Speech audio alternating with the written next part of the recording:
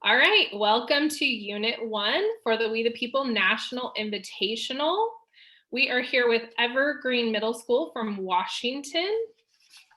I'm Christine Hull and I will be your facilitator today. In a moment, I will have the judges introduce themselves, followed by the students, and then we will begin the hearing. Students will deliver a 4-minute prepared statement, followed by 8 minutes of judge questions. My microphone will be muted and I will be holding up the 1-minute end time signs. I suggest that you use gallery view rather than speaker view. All the students have been spotlighted and will appear at the top of your screen. At the conclusion of the hearing, judges will give brief feedback to the teams and then we will conclude. Judges, the floor is yours. Thank you, Christine. Well, good morning. And it's not just middle schoolers that have a hard time in the morning. There may be some older age groups too. I'm still Tim Moore from the University of Wisconsin, the Center for Study of the American Constitution. My colleagues are?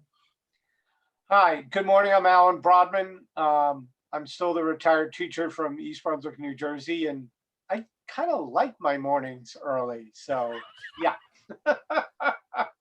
Good morning. My name is Clifton Sangrider Jones. I'm with the University of Louisville's McConnell Center. And you all are? Yeah. I'm Pia. I'm still Pia. I'm Annika. Hi, my name is Anil. Hi, I'm Anusha, and our teacher is Nicole Kessler. We're here representing Evergreen Middle School from Washington State. Great. Well, let's delve into the predictable question number 2. If man in the state of nature be so free as has been said, if he be absolute lord of his own person and possessions, equal to the greatest and subject to nobody, why will he part with his freedom? Why will he subject himself to the dominion and control of any other power? How did John Locke answer these questions? And according to Locke and Thomas Jefferson, what is natural law in a state of nature? Do you agree or disagree with their reasoning? Why or why not? What did Locke mean by the social contract? Why did he think it was necessary? And what obligations does the contract place on government and on the individual? You may begin. John Locke and Thomas Jefferson philosophized that natural law in a state of nature defines an individual's duty to respect the unalterable natural rights of others. Natural rights philosophy states that all individuals hold basic inalienable rights, or natural rights. In the Declaration of Independence, Jefferson describes these rights by writing, quote, "We hold these truths to be self-evident that all men are created equal, that they are endowed by their Creator with certain inalienable rights, that among these are life, liberty, and pursuit of happiness," end quote. These scholars believed that if all people adhered to natural law, humanity would be much better for it. They also thought that laws and regulations were not needed to enforce natural law, but rather that, in a state of nature, individuals could enforce it themselves. Locke and Jefferson's reasoning illustrates a concept that seems ideal in theory, but in practice may be difficult to sustain. There is no realistic way to ensure that all those in a state of nature would follow the duty natural law describes. If obeyed by all people, natural law theory could create a sustainable society, but in all reality, even a few diverters will cause it to inevitably fail. Thus, a government is necessary to enforce laws that protect the people's rights to life, liberty, property, and the pursuit of happiness. In a structured society, governments can implement forces such as the police to discipline those with dishonest intent, whereas in a state of nature, it is up to individuals to enforce punishment based on their own varying morals. John Locke states that the natural rights a government protects is the reason a person would leave the state of nature. Moreover, in a government based in natural rights philosophy, a person would be able to retain many of their freedoms. Governments using this philosophy as a foundation would not ask individuals to give up these rights, but instead protect them through regulations a person would not have in the state of nature. The trial of John Peter Zenger is an example of how this has been upheld in an actual government system. In this case, the natural right to freedom of speech was brought into question by colonial New York's royal governor, William Cosby. He wanted to suppress the New York Weekly Journal, as it was accusing the Cosby administration of tyranny. Cosby retaliated by accusing Zenger, the journal's printer, of seditious libel. After some deliberation, the jury of colonists found Zenger not guilty, protecting his freedom of press and speech, which fall under his freedom of liberty. Because of the way his government was structured, Zenger's natural rights were protected. A social contract was responsible for the creation of the government that protected Zenger's rights. According to John Locke, a social contract is an agreement among individuals to create an organized society. The only right he thought a person would have to give up in an event of a social contract would be the right to directly punish those who violate others' natural rights. Further, Locke postulated that all legitimate governments had to be created with consent from the people, which is what a social contract demands. Instead of self-enforcing as they would in a state of nature, with a social contract, the people mutually decide to create a government that protects their natural rights. Locke thought a social contract was necessary because it would allow those under the government protections they wouldn't have been able to experience without structure. Furthermore, social contract add another check on the government by placing priority on public favor. Monitoring public favor is one obligation of a government under a social contract. If a government does not satisfy the best interests of society, citizens have the right to withdraw from it. For the benefit of the nation and its people, the government is obligated to fulfill its duty of keeping order. The social contract also places obligations on citizens by making sure individuals keep the government in check. Citizens are obligated to reject and replace said government if it abuses its powers or fails to protect the citizens' natural rights. In such cases, the government is required to accept its faults and allow for new administration. Social contracts assure individuals of the security of their natural rights, even when transitioning from a state of nature to organized society. John Locke, supported by the founders, theorized that natural rights could be better protected in a government than in a state of nature. We have finished our speech and are now ready for follow-up questions. Thank you. Okay. So if, as Locke has noted, purpose of government, as you just talked about, is to secure our rights, the rights of the individual to life, liberty, property, when should government be able to limit those rights? In many cases, such as when health comes into perspective, the government should be able to limit the rights to, an example, the right to protest or the right to change a law. And there's something in our society currently, mask mandates and wearing masks because of COVID-19. Many individuals in our society would not like to wear these masks, but this is where the government should be able to step in and enforce these laws because it protects the community's health and safety. And these are things that are supported by factual sciences and things that will allow humans to live better lives and to not have to, so deaths also go down. So when health comes into perspective, governments should be able to step in. Another example would be taxation, which essentially forces people to give up portions of their income. But in some cases like this, though, it's necessary to give up that small freedom in order to promote common good. And I mean, some might claim that taxation is unfair because they can't see direct benefits, but things like schools and the military are all funded by taxes, and without them, we wouldn't be able to receive the necessary education or protections that we enjoy today.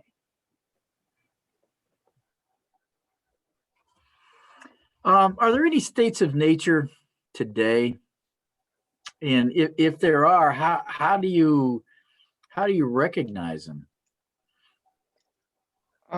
Well, because like the recent Black Lives Matter protests, I mean, these people feel like they are in a state of nature right now because they're not, their natural rights aren't being protected by the government. So that's why they're protesting and trying to get the government to actually try to protect their natural rights. I would like to respectfully disagree with my colleague. I don't think that people like minority groups who feel like their rights aren't being protected are necessarily in a state of nature. I think they might not be in an ideal government structure for them, but I don't think that equates to being in a state of nature. One example, I don't think actually that anyone would be in a state of nature today unless they were living unlawfully, because I believe that it is people are obligated to be part of a government structure.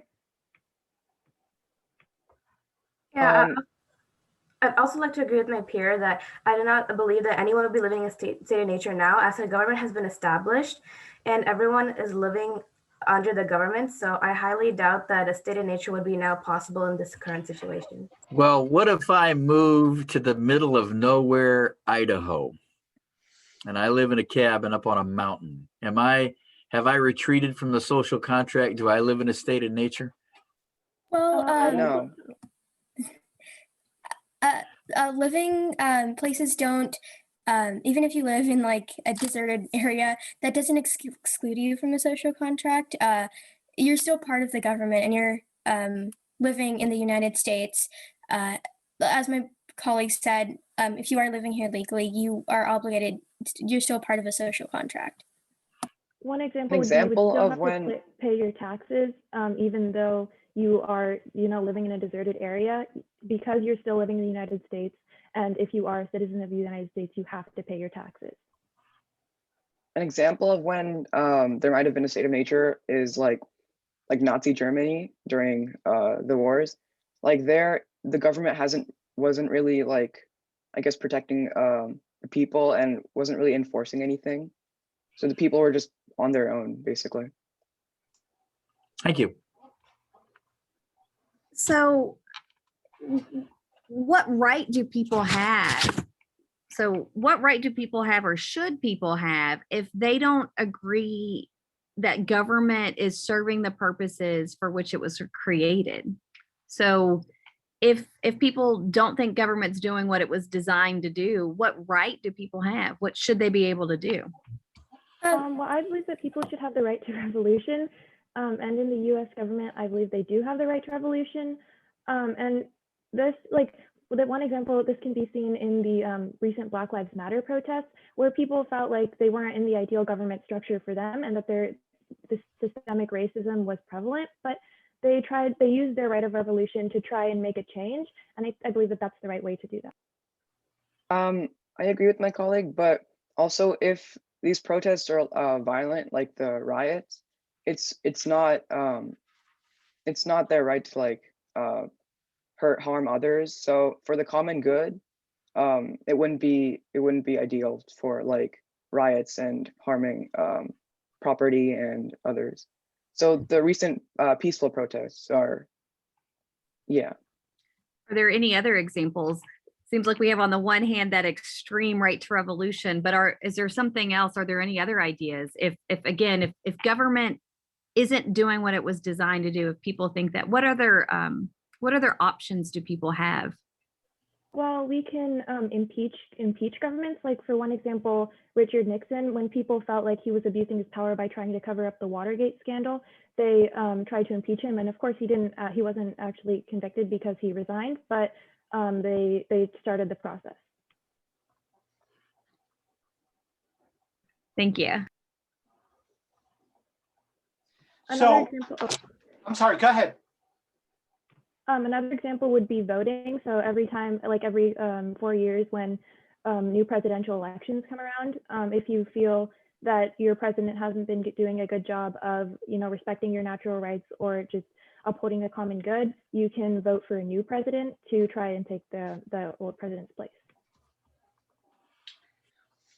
So if I'm correct, your argument is that revolution is not inherently violent or inherently particularly destabilizing. Is that correct?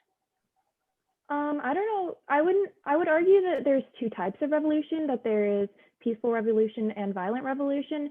And I think in some cases, both are justified. So I think it's really just a case-by-case basis. Like, for example, the American Revolution, that was definitely very violent, but it got us to where we are today. And I think that was important to like escape the tyranny of the British monarchy. But of course it was violent. So sometimes the means justified, or yeah, justifies the means. Did Americans abolish their social contract in the American Revolution?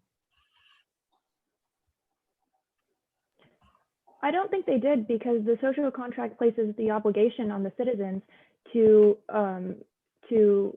ensure that the government is doing its job, and when it's not, it obligates the citizens to try and change the government for the better.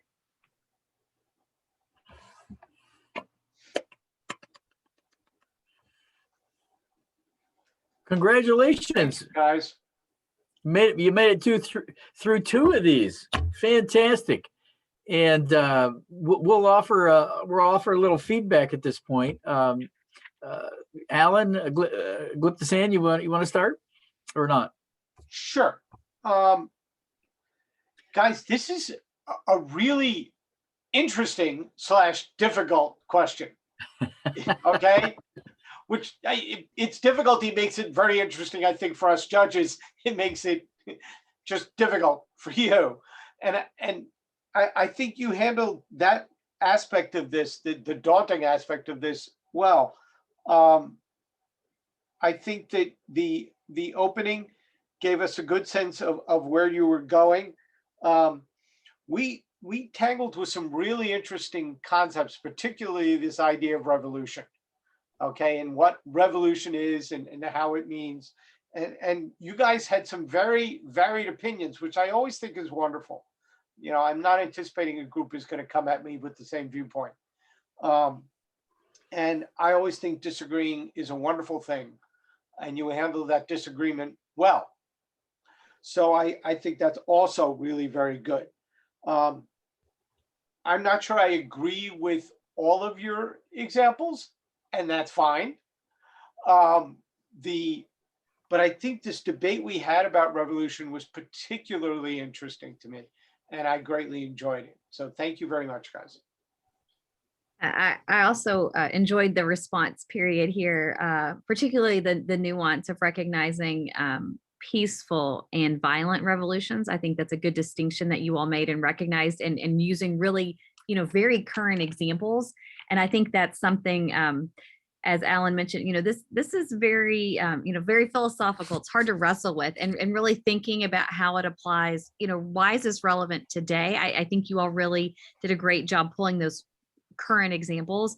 Would encourage you as you move forward, of course, to just continue to root this in the historical, throw back a reference to the Declaration of Independence, identify just as much as you can those historical examples too. But again, applaud your effort and recognizing those current real world examples, and just wish you all the best of luck moving forward. Thank you all for your presentation. Yeah, one of the things that caught my ear in your 4 minutes is you stopped short of using the word revolution. Yeah. You said retreat, replace. So predictably, we spent some time thinking about revolution in the follow-ups because that caught my ear. You didn't use the word in the 4 minutes. So, okay, we're going to push you on that. So, so kind of an explanation why we spent so much time on that, because I was intrigued. You stopped short of the R word, but I thought, again, to echo my colleagues' comments on that, I think you did a very good job. I wanted to push you a little bit about these folks who say they're withdrawing from the social contract and moving to the woods and somewhere in the mountains in a cabin. Are they still in the contract? And I think you had some interesting thoughts on that. And I think it's hard to know when a contract is entered into, or more difficult question, when people have retreated from it. And so is there a, and I like this idea that maybe there's two kinds of revolution. That's an interesting idea. There's the outright mean, nasty violence, and then there's maybe a partial revolution. So that's an interesting idea that caught my attention. So thank you for sharing with us. This has been wonderful the last 2 days to spend these 15, 20 minutes with you. And I wish you well in the future. Thank you. Thank you. Thank you so Thanks much. so much, guys. Thank you for judging us.